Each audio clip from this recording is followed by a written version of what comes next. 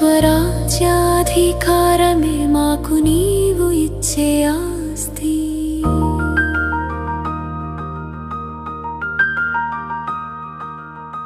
నరుని నుండి నారాయణునిగా తీర్చిదిద్దే దివ్యమూర్తి, మనుషులనే దేవతలుగా మార్చే నీదే అద్భుత శక్తి.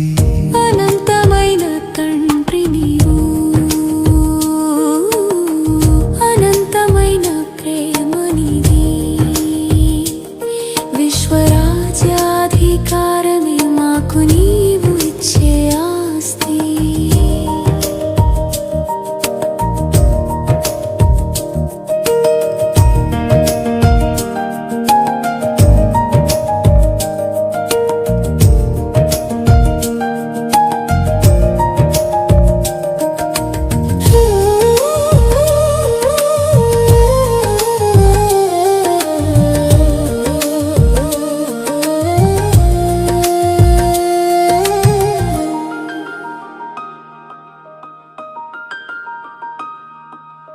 ఎంతగా మదిలో నిలుపుతామో అంత గొప్ప పదవి మనది. నిరంతర స్మృతిలో నిలిచి ఉంటే విజయ తిలకం నిలుస్తుంది.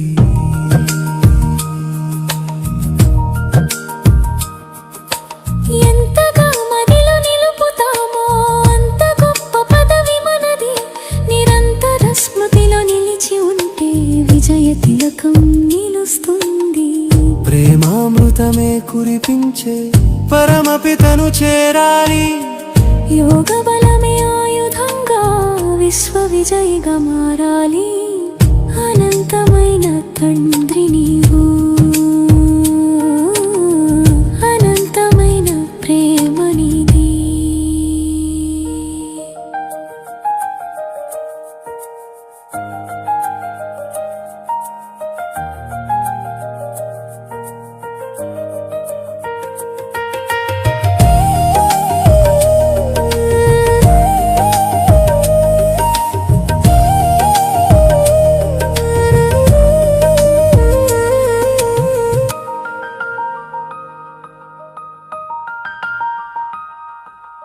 మనసులో నీ బరువునంత తండ్రి ముందే ఉంచేయాలి. సర్వం అతనికి వినిపించి తేలికగా మారిపోవాలి.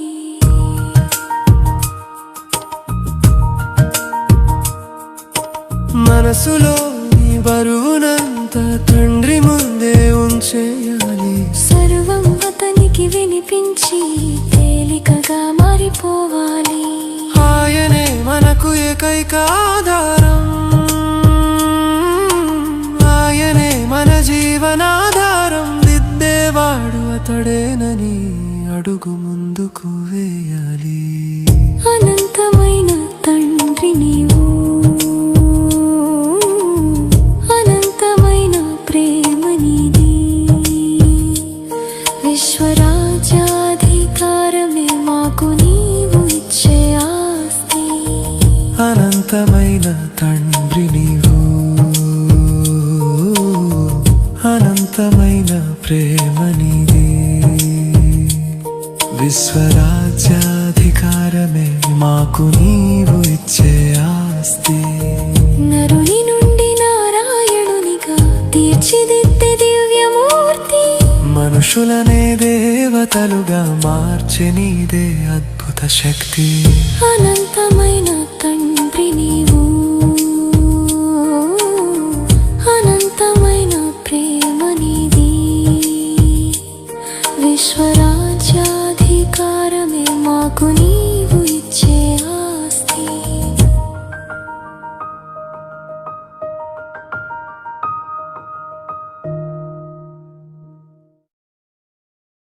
ఓం శాంతి.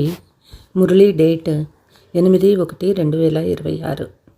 మధురమైన పిల్లలారా, ఎప్పుడూ అసత్య అహంకారంలోకి రాకండి. ఈ రథాన్ని పూర్తిగా గౌరవించండి. ప్రశ్న: పిల్లలు మీలో పదమాపదం భాగ్యశాలులు ఎవరు? దుర్భాగ్యశాలులు ఎవరు? జవాబు: ఎవరి నడవడికలు దేవతల వలె ఉంటాయో, ఎవరైతే అందరికీ సుఖం ఇస్తారో వారు పదమాపదం భాగ్యశాలీలు. ఎవరైతే ఫెయిల్ అయిపోతారో వారిని దుర్భాగ్యశాలులు అని అంటారు. కొందరు మహాన్ దుర్భాగ్యశాలులు ఉంటారు. వారు అందరికీ దుఃఖాన్నే ఇస్తూ ఉంటారు. సుఖం ఇవ్వడం వారికి తెలియదు. బాబా చెప్తూ ఉన్నారు, పిల్లలు, మిమ్మల్ని మీరు బాగా సంభాళించుకోండి. అందరికీ సుఖం ఇవ్వండి, యోగ్యులుగా అవ్వండి. ఓం శాంతి. ఆత్మీక తండ్రి కూర్చొని ఆత్మీక పిల్లలకు అర్థం చేయిస్తూ ఉన్నారు. మీరు ఈ పాఠశాలలో కూర్చొని మంచి పదవిని పొందుతారు. మనం స్వర్గంలో చాలా శ్రేష్టాతి శ్రేష్టమైన స్వర్గ పదవిని పొందుతామని మనసులో భావిస్తారు. ఈ విధంగా పిల్లలకు చాలా సంతోషం ఉండాలి. నిశ్చయం అందరికీ ఉన్నా అందరూ ఒకేలా అవ్వలేరు. మొదటి నుండి చివరి వరకు నెంబరు ఉంటూనే ఉంటారు. పేపర్లోనూ కూడా మొదటి నుండి చివరి నెంబర్ వరకు నెంబర్ ఉంటుంది. కొందరు ఫెయిల్ కూడా అవుతారు, కొందరు పాస్ కూడా అవుతూ ఉంటారు. కాబట్టి ప్రతి ఒక్కరూ తమ మనస్సుని ప్రశ్నించుకోండి. బాబా మనల్ని ఇంత శ్రేష్టంగా తయారు చేస్తూ ఉన్నారు. మరి నేను ఎంతవరకు అర్హుణ్ణి అయ్యాను? ఫలానా వారి కంటే బాగున్నానా లేక తక్కువగా ఉన్నానా? ఇది చదువు కదా. ఏదైనా సబ్జెక్ట్లో బలహీనంగా ఉంటే కింద పడిపోవటం కనిపిస్తుంది. భలే మానిటర్గా ఉన్న ఏ సబ్జెక్టులోనైనా బలహీనంగా ఉంటే కిందకు వెళ్ళిపోతారు. ఎవరో ఒకరు స్కాలర్షిప్ని తీసుకుంటారు. ఇది కూడా పాఠశాలే. మనమంతా చదువుకుంటూ ఉన్నామని మీకు తెలుసు. ఇందులో మొట్టమొదట ముఖ్యమైన విషయం పవిత్రత. పవిత్రంగా అయ్యేందుకు తండ్రిని పిలిచారు కదా. ఒకవేళ కన్ను వికారంగా పనిచేస్తూ ఉంటే స్వయం బాధపడుతూ ఉంటారు. బాబా మేము ఈ సబ్జెక్టులో బలహీనంగా ఉన్నామని రాస్తారు. విద్యార్థి బుద్ధిలో మేం ఫలానా సబ్జెక్టులో చాలా తక్కువ ఉన్నామని తప్పకుండా ఉంటుంది. కొందరు మేం ఫెయిల్ అవుతామని కూడా భావిస్తారు. ఇందులో మొదటి నెంబర్ సబ్జెక్టు పవిత్రత. బాబా మేము ఓడిపోయామని చాలామంది వ్రాస్తారు. మరి వారిని ఏమని అనాలి? ఇక నేను ఉన్నతంగా అవ్వలేమని వారి మనసులో అనిపిస్తూ ఉంటుంది. మీరు పవిత్ర ప్రపంచాన్ని స్థాపన చేస్తూ ఉన్నారు కదా. మీ ముఖ్య ఉద్దేశ్యమే ఇది. తండ్రి చెప్తూ ఉన్నారు, పిల్లలారా సదా నన్నొక్కరిని స్మృతి చెయ్యండి, పవిత్రంగా అవ్వండి. అప్పుడు ఈ లక్ష్మీనారాయణల వంశంలోకి వెళ్ళగలరు. మీరు ఇంత శ్రేష్టని పదవిని పొందగలరా లేదా టీచర్ అర్థం చేసుకోగలరు. వారు సుప్రీం టీచరు. ఈ దాదా కూడా స్కూల్లో చదువుకున్నారు. కొంతమంది కుర్రాళ్ళు ఎలాంటి చెడ్డ పనులు చేస్తారంటే చివరకు మాస్టర్ శిక్షించవలసి వస్తుంది. ఇంతకుముందు చాలా తీవ్రమైన శిక్షలు విధించేవారు. ఇప్పుడు శిక్షలు తగ్గించినందున విద్యార్థులు ఇంకా ఎక్కువగా చెడిపోతూ ఉన్నారు. నేటి రోజుల్లో విద్యార్థులు చాలా గలాట్లు చేస్తూ ఉన్నారు. విద్యార్థులది కొత్త రక్తం అంటారు కదా. వారు ఏ అల్లరి చేస్తూ ఉన్నారో చూడండి. నిప్పు పెడతారు, తమ యువ రక్తాన్ని చూపిస్తారు. ఇది ప్రపంచము. యుక్త వయస్సులైన యువకులు చాలా చెడ్డగా ఉంటారు. వారి కళ్ళు చాలా వికారమయంగా ఉంటాయి. చూసేందుకు చాలా మంచివారిగా కనిపిస్తారు. ఎలాగైతే ఈశ్వరుణ్ణి అర్థం చేసుకోలేమని చెప్తారో అలాగే వీళ్ళని ఎలాంటి మనస్సులో తెలుసుకోలేము. అయితే వీరు ఎలా చదువుతారు? వీరి నడవడికలు ఎట్లా ఉన్నాయని జ్ఞానబుద్ధి ద్వారా అర్థమవుతుంది. ఎవరైనా మాట్లాడితే పూలు రాలినట్లు ఉంటుంది. కొందరు మాట్లాడితే రాళ్లతో కొట్టినట్టు ఉంటుంది. చూసేందుకు చాలామంది పాయింట్స్ మొదలైనవి వ్రాస్తారు కూడా, కానీ రాతి బుద్ధి కలవారిగా ఉంటారు. బ్రహ్మ బాహ్య ఆడంబరం మాత్రమే ఉంటుంది. మాయ చాలా శక్తిశాలి. అందుకే ఆశ్చర్యంగా వింటారు. మేము శివబాబా సంతానమని చెప్పుకుంటారు. ఇతరులకు వినిపిస్తారు, వర్ణన చేస్తారు. పారిపోయి ద్రోహులుగా అవుతారు. అలాగని తెలివైన వారు ద్రోహులుగా అవ్వరని కాదు. మంచి మంచి తెలివైన వారు కూడా నమ్మక ద్రోహం చేస్తారు. ఆ సైన్యంలో కూడా ఇలా జరుగుతుంది. ఏరోప్లేన్ సమేతంగా మరో దేశానికి వెళ్ళిపోతారు. అక్కడ కూడా ఇలాగే జరుగుతుంది. స్థాపన చేయడంలో చాలా కష్టమే ఉంది. పిల్లలకు కూడా చదువులో శ్రమ, టీచరుకు కూడా చదివించుటలో శ్రమ అనిపిస్తుంది. వీరు అందరినీ డిస్టర్బ్ చేస్తూ ఉన్నారు.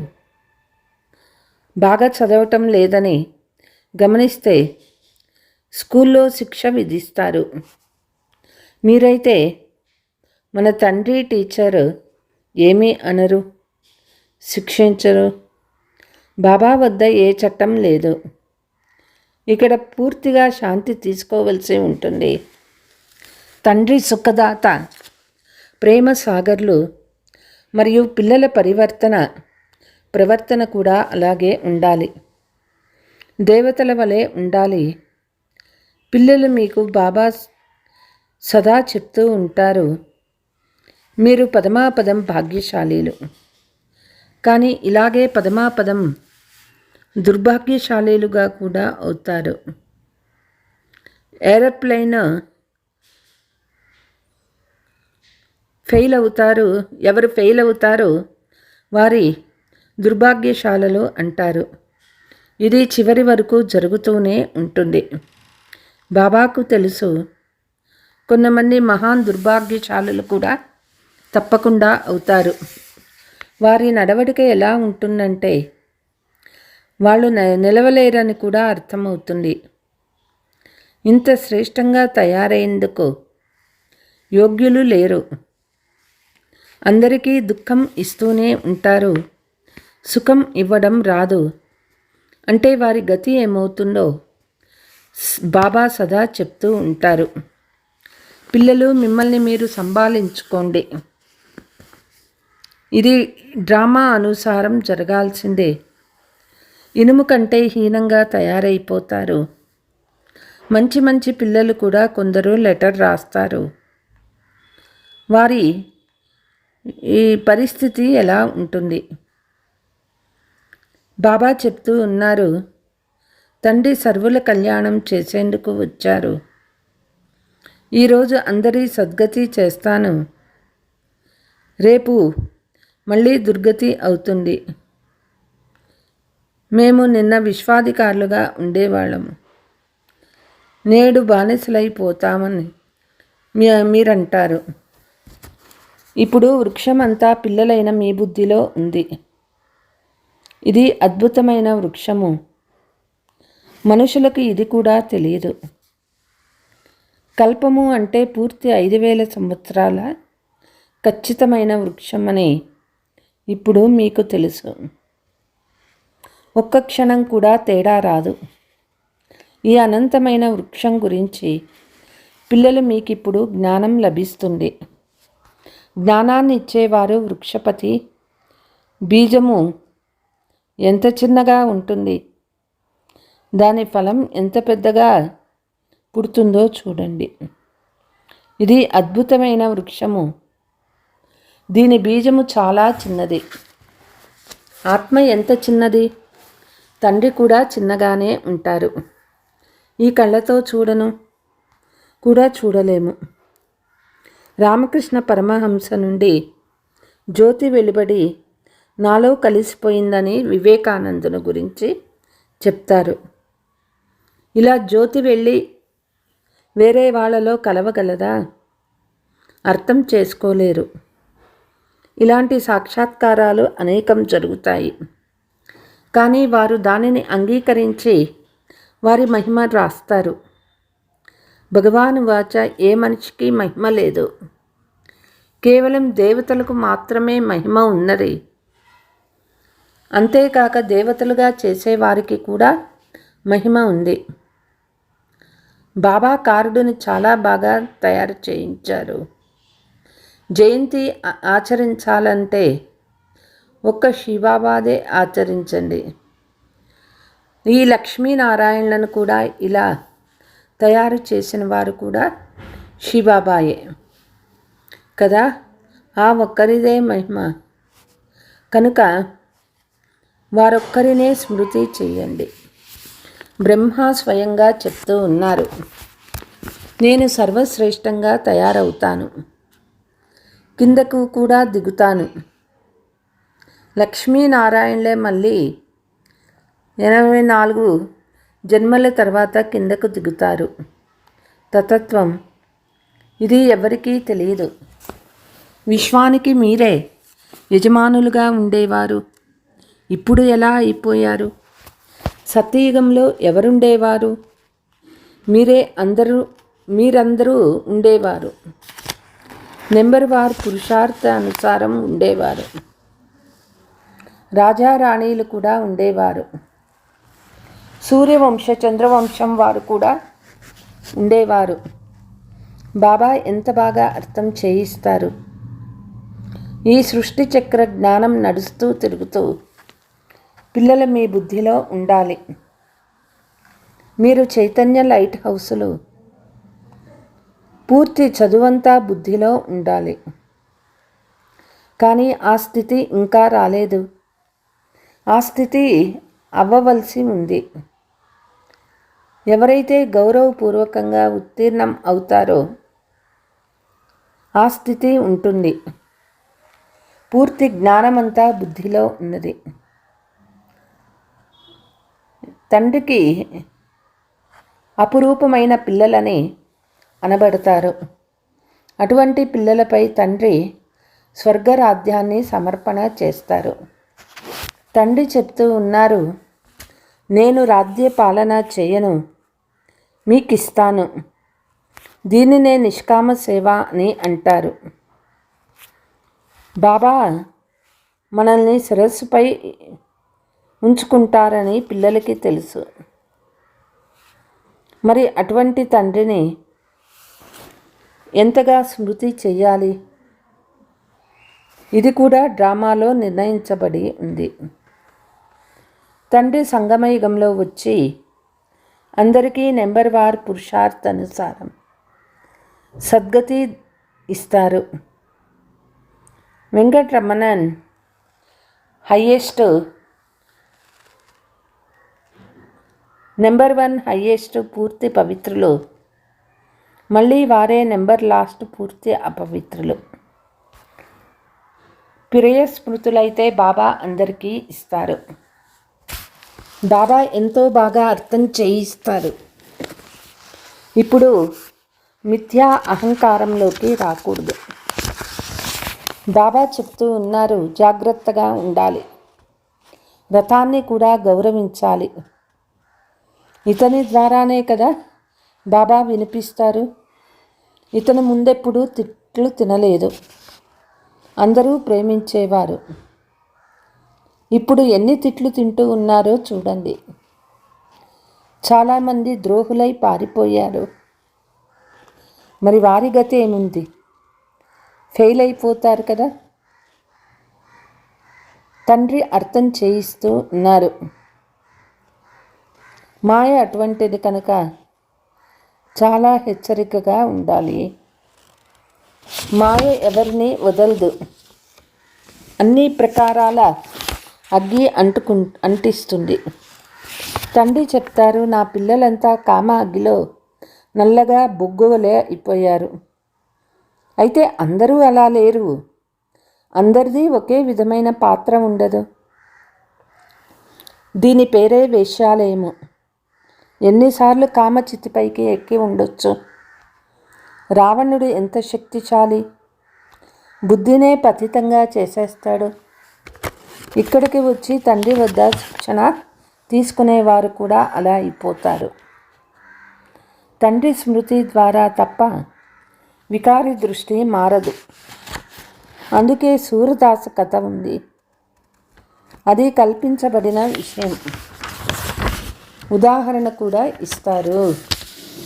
अच्छा मीठे मीठे सिकीलते बच्चों प्रति माता पिता बाप दादा का याद प्यार और गुड मॉर्निंग.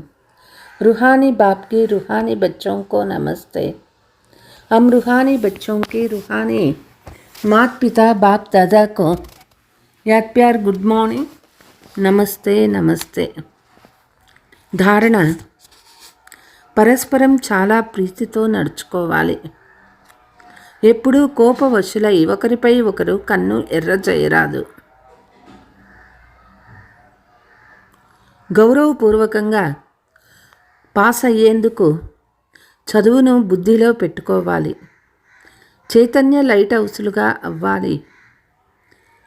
రాత్రి పవళ్ళు బుద్ధిలో జ్ఞానము తిరుగుతూ ఉండాలి. వరదానము: ఆల్మైటీ తండ్రి యొక్క అథారిటీతో ప్రతి కార్యాన్ని సహజంగా చేసి సదా అటల్ నిశ్చయ బుద్ధి భవ. మనం అందరికంటే శ్రేష్టమైన ఆల్మైటీ తండ్రి యొక్క అథారిటీతో అన్ని కార్యాలు చేసేవాళ్ళము. ఈ నిశ్చయం ఎవరూ కదిలించలేనంత స్థిరంగా ఉండాలి. దీనివల్ల పెద్ద కార్యము చేస్తూ ఉన్న అతి సహజంగా అనుభవం చేస్తారు. ఈ రోజుల్లో సైన్స్ ఎటువంటి మిషనరీని తయారు చేసింది అంటే దాని ద్వారా ఏ ప్రశ్నకైనా జవాబు సులభంగా లభించేస్తుంది. బుద్ధిని ఉపయోగించటం నుండి విడుదల అయిపోతారు. అదేవిధంగా అథారిటీని ముందుంచుకుంటే అన్ని ప్రశ్నల జవాబులు సులభంగా వస్తాయి. సహజ మార్గం యొక్క అనుభూతి అవుతుంది. స్లోగన్: ఏకాగ్రత శక్తి పరవశ స్థితిని కూడా పరివర్తన చేసేస్తుంది. అవ్యక్త సూచన: బ్రాహ్మణ జీవితం का ఆనందం జీవన్ముక్తి స్థితిలోనే ఉంది. అతీతంగా అవ్వడం అనగా ముక్తులు అవ్వడం. సంస్కారాలపైన లొంగుబాటు ఉండదు. ఏం చేయాలి, ఎలా చేయాలి అని అనుకోరాదు, జరిగిపోతుంది. ఇది జీవన బంధనంగా ఉండడం. కోరిక లేదు కానీ బాగుందనిపిస్తుంది. శిక్షణ ఇవ్వాల్సింది కానీ కోపం వచ్చేసింది. ఇది జీవన బంధన స్థితి. బ్రాహ్మణులు అంటే జీవన్ముక్తులు. ఎప్పుడూ ఏ విధమైన ఎలాంటి బంధనంలో బంధించబడరు. అచ్చా, ఓం శాంతి.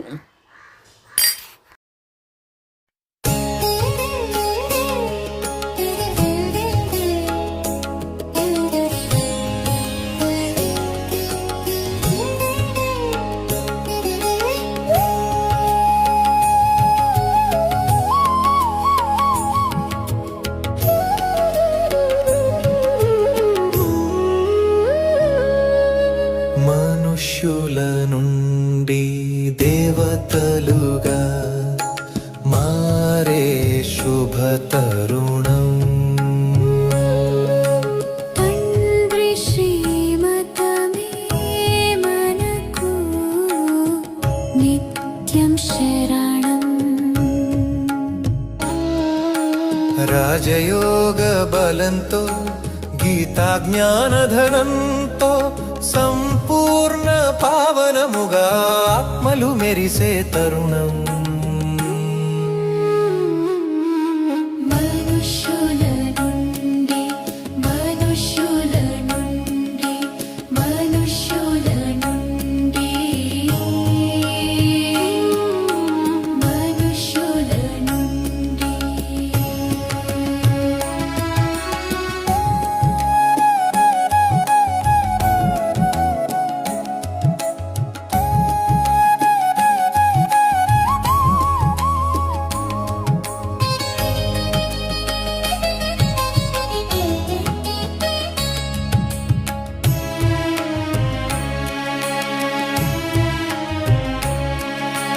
కామమనే మహాశత్రువుని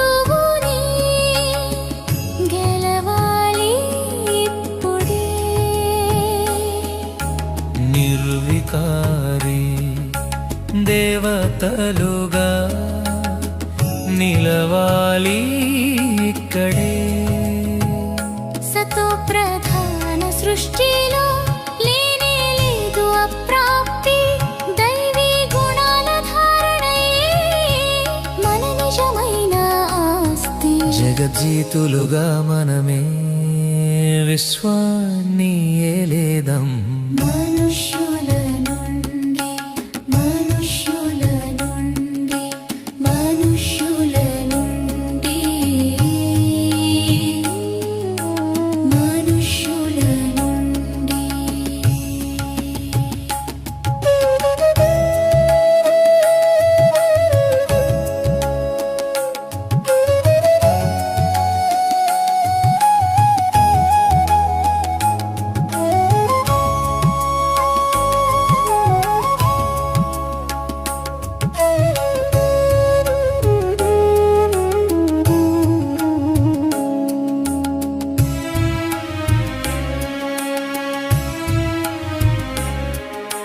సృష్టి వృక్షానికి చైతన్య బీజం మాయనే.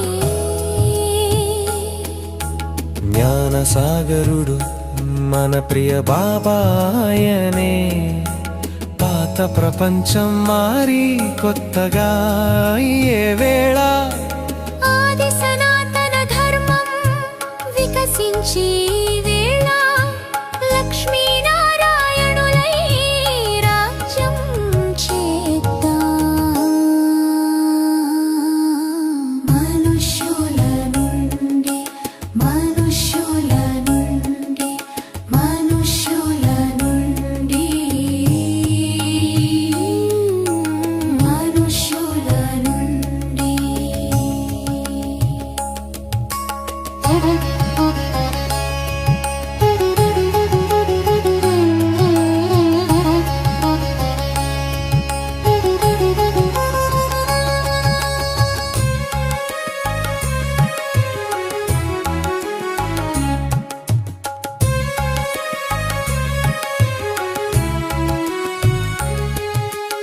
ఒక్క బాబా తప్ప మరెవరూ లేరని తెలియాలి. ఏకరస్థితిలో సదా నిశ్చలముగా ఉండాలి. విఘ్నాలే ఓడేలా జ్ఞాన శక్తిని నింపాలి. జీవన్ముక్త స్థితిని ఇప్పుడే అనుభవించాలి. బాప్ దాదా తోడుగా విజయీ భవగుదా.